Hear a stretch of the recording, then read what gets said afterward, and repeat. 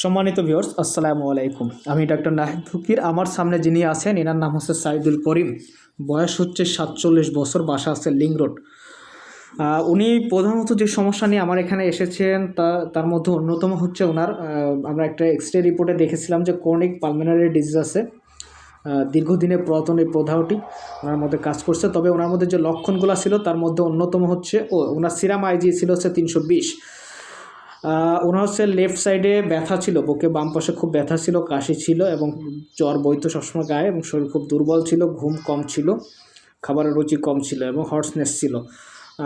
তো এখন গত 7 দিনে ওষুধ নিয়েছে। যেহেতু পালমোনারি ডিজিজ, সেক্ষেত্রে আমি খুব কম সময়ের জন্য ওষুধ দিয়েছিলাম, কারণ এই পেশেন্টগুলো আমরা ফলো আপ করে থাকি, নিয়মিত ফলো আপ করে দেন, পরবর্তী স্টেপ বাই স্টেপ এগোয়।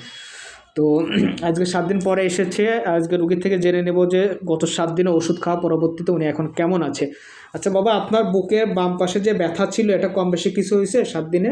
ইনশাআল্লাহ সামান্য কমছে। সামান্য কমছে, তাই তো? আচ্ছা, আপনার যে কাশি ছিল এটা কি অবস্থা? কাশি এখন কম গেছে।